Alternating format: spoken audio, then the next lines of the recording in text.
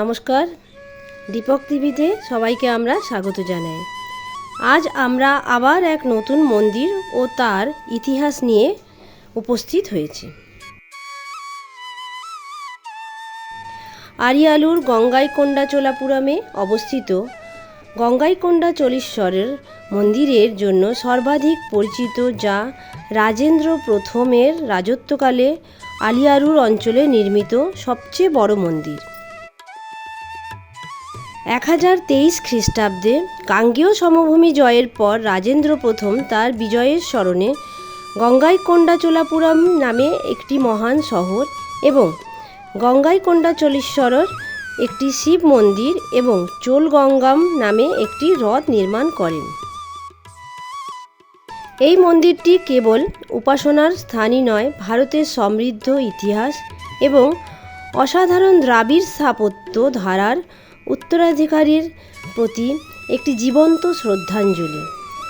গঙ্গাইকোন্ডাচোলাপুরম মন্দির দক্ষিণ ভারতের চোল যুগের অমর ভাস্কর্যের একটি ভাণ্ডার।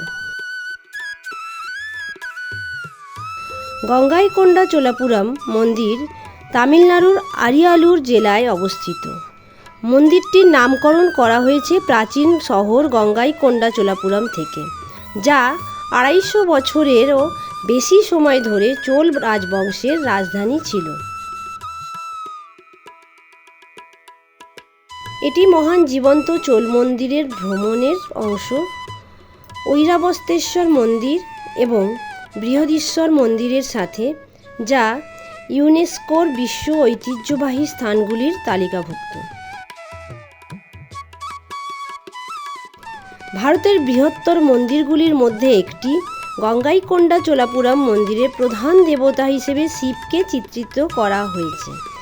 মূল মন্দিরের মিনারটি 55 মিটার উঁচু এবং মনোরম ভবনটি সমৃদ্ধ শিল্প ও ভাস্কর্যে আবৃত, যা প্রাঙ্গণকে পরম জাঁকজমকে সজ্জিত করে। মহৎ মন্দিরটি একটি উঁচু কাঠামোর উপর নির্মিত।